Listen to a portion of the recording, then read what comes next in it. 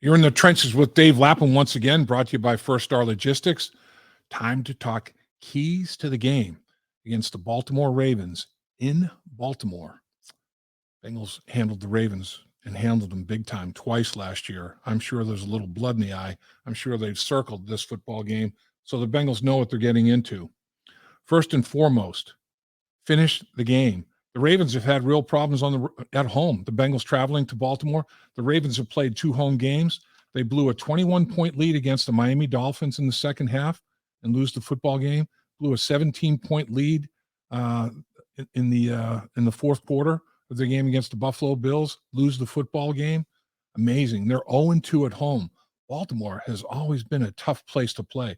Now the Ravens get out early. I mean, they get off to fast starts. They have outscored the opponent 31-3 in the first quarter. But in the fourth quarter, where they've had these meltdowns, 43-9, have not been able to finish football games.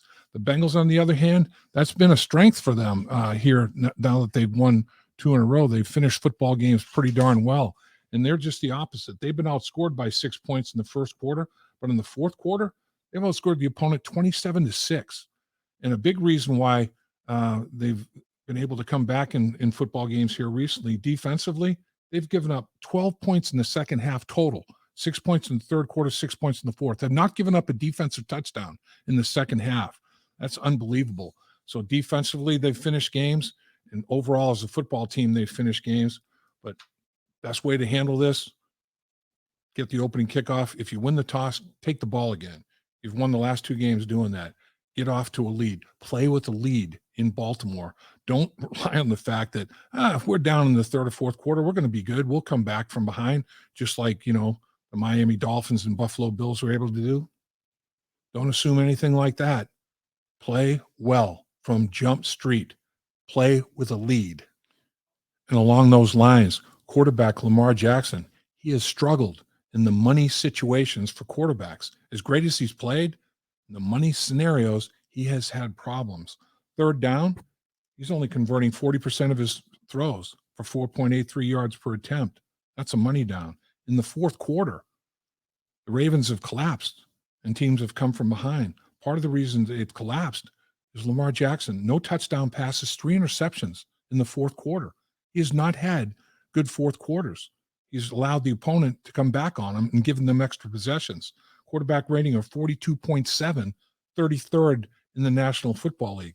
In the first, second, and third quarter, Lamar Jackson has 11 touchdown passes and 1 interception. In the fourth quarter, no touchdowns, 3 interceptions. Get Lamar Jackson to 3rd and long. Make it a tight football game in the fourth quarter. Take your chances. Next up, as we know, every game at every level, it seems like, is determined by turnover margin. That's one of the biggest keys every single week. There's no question about it. The Bengals against the Pittsburgh Steelers, -5. 5 giveaways, no takeaways. Still could have and should have won the football game, but that's past history. But you don't win when you're -5. Since that debacle against Pittsburgh, the Bengals have 7 takeaways in 3 football games by 5 different players. So the 7 takeaways ties them for 7th most in the NFL. And, they didn't have any takeaways in week 1. 6 giveaways, they're +1. They've gone from -5 to +1. +1 is tied for 8th in the National Football League. Going to have to take care of the football in this game against the Ravens because the Ravens are living off of turnovers. And they've got 10 takeaways, tied for most in the National Football League. 5 giveaways, tied for 10th fewest, and +5, second best turnover ratio in the National Football League. The Ravens have 7 interceptions. That's tied for most in the NFL. Williams, the safety they got from the Saints, has 3 interceptions, tied for second most in the National Football League. Humphrey has 2, just like Von Bell has 2. They're both tied for 5th in the National Football League. Turnovers are going to be monumental in this football game. Whenever you're talking about big division games, the Baltimore Ravens, the Pittsburgh Steelers, the Cleveland Browns, you have to win the turnover margin. It's going to be a big, big factor in Baltimore, as it always is. Another big key is 3rd down. Keep an eye on 3rd down. The Bengals have to stay ahead of the chains against the Baltimore Ravens. Don't want to get in a lot of 3rd and longs. Their first 5 3rd down conversions in the win last week, 3rd and 1. That's If you're going to get the third down, that's where you want to be. They're fifth in the National Football League offensively, converting 46.8% of the time. On the flip side of it, the Baltimore Ravens defense, they're allowing third down conversion rate 1 out of every 3, 33.3% of the time, tied for 8th best in the National Football League. The Bengals on defense, they're allowing only a 30.2% conversion rate. They're better than the Ravens. They're 3rd best in the National Football League, and only allowing a 1 for 5 on 4th down, 20% conversion rate, 2nd best. So the key is get the Baltimore Ravens to 3rd and long. And that's where Lamar Jackson is one of the points of his game where he's struggling a little bit. On 3rd down, he's only completed 40% of his passes, 4.83 yards per attempt. I mean, those are amongst the worst in the National Football League. His quarterback rating on 3rd down is 26th in the NFL. His overall quarterback rating is 4th at 105.1. He's lighting it up on 1st and 2nd down. Get him to 3rd down. Get Lamar Jackson to 3rd and long. If Joe Burrow gets the 3rd down, make sure it's 3rd and short or 3rd and manageable. Going to be a big, big factor in the football game. Another big key is the run game. Will the Bengals be able to get theirs going? Will they be able to control the Baltimore Ravens run game? Got to get Joe Mixon started. Got to get him going. Joe Mixon has 82 carries on the season, 2nd most in the NFL. Saquon Barkley's the only one that's got more carries than Joe Mixon, and he's leading the league in rushing. So it's been efficient. In Joe's case, 82 carries, 2nd most in the league, 224 yards, tied for 20th in the NFL. 99 touches, counting as the passes he's received, tied for most in the NFL. The Bengals are trying. They're getting them the football. 340 scrimmage yards, 18th in the NFL. So the efficiency's not there. There's not the production for the touches and the carries. Going to have to get Joe going. 24 carries last week, 12 of them were 0, 1, or 2-yard gains. Half of the carries were 2 yards or less. Longest run of the day was only 7 yards. That doesn't equate to a very effective running game. You're going to have to get him going. You're going to have to stop Lamar Jackson. He is their biggest threat in the running game. The design quarterback run game. You got to get an extra blocker because you have the quarterback running the football. That frees one more man up to block. It gives an additional gap that the defense has to take control of in gap control responsibility. And Lamar Jackson has taken advantage of that with the Ravens supporting him with good blocking. 79-yard touchdown run is the longest in the NFL this year. He's averaging 8.5 yards a carry, best in the league. He's in the top 10 in rushing, most by a quarterback, obviously, 316 rushing yards. I mean, this guy is legit. And these plays are design quarterback runs. We're talking about quarterback counter. We're talking about zone reads. We're talking about quarterback draw, all of those plays. Lamar Jackson is a guy that you have to control in the running game. Now, Dobbins and Hill and these guys are going to support Lamar Jackson in the running game, but he is a big, big factor. Get Joe Mixon going, control Lamar Jackson. That's going to be a big, big key in this football game. A very simple key is points scored, points allowed. The Baltimore Ravens have been pretty prolific offensively in terms of scoring. 15 touchdowns, tied for 3rd in the National Football League. 11 of those are touchdown passes, tied for 1st in the National Football League. Lamar Jackson has got those 11 touchdown passes. He's tied for 1st in the NFL. Lamar Jackson has accounted for 13 touchdowns, 11 touchdowns passing, 2 rushing. His 13 touchdowns would rank tie for 3rd amongst teams in the National Football League. The Buffalo Bills have scored 13 touchdowns as a team. Philadelphia Eagles have scored 15. Kansas City Chiefs have scored 16. So Lamar Jackson, just his abilities alone, accounting for 13 touchdowns, he's tied for 3rd in the NFL in touchdown productivity. Flip side of that, the Bengals defense has been extraordinary, keeping people out of the end zone. They've allowed 4 defensive touchdowns.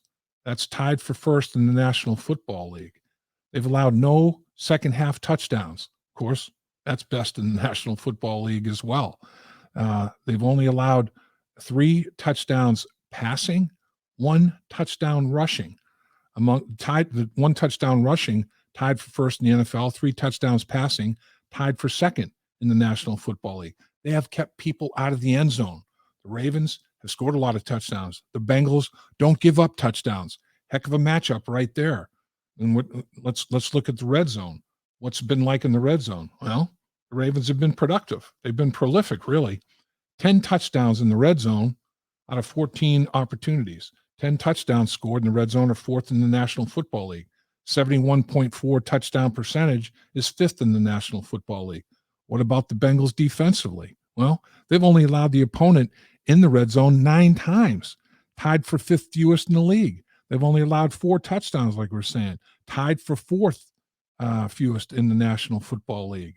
Their 44.4% conversion rate for touchdowns is 6th best in the National Football League. It's going to come down to keeping people out of the end zone if you're the Bengals defense, being prolific in the red zone, holding it to field goal opportunities, and nothing more than that.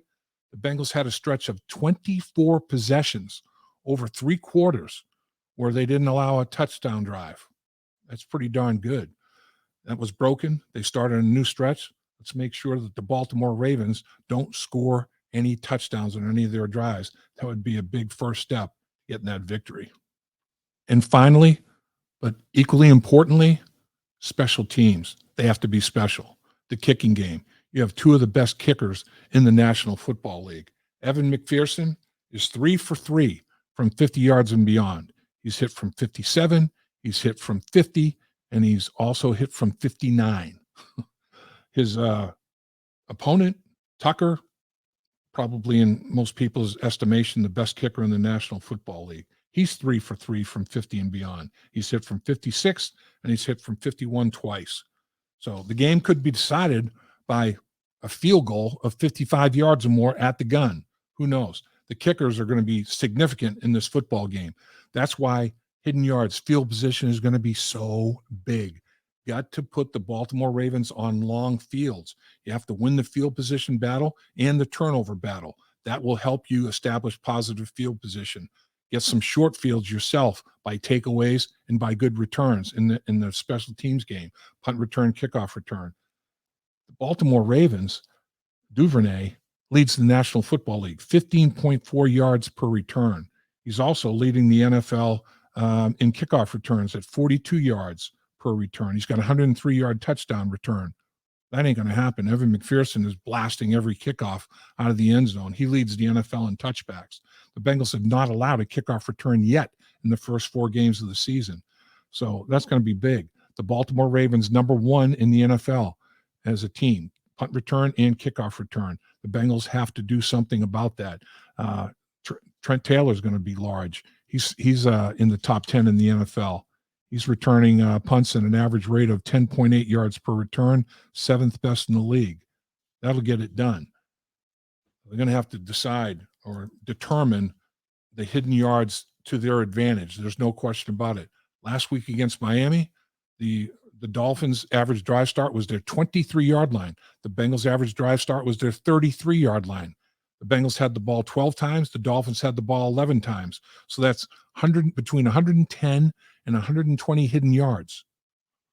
11 or 12 possessions times 10 yards. That is significant. When you're talking an entire football field of hidden yards, putting the opposition on a long field time after time, the Dolphins started inside their 15-yard line 3 possessions. The Bengals' worst drive start was the 25-yard line on touchbacks. Big difference in the football game. And in games that are going to be hotly contested and be close, field position, hidden yards, putting teams on long fields, putting yourself on short fields are going to be huge every single week. At First Star Logistics, we're a very strict company that really puts the pressure on our employees.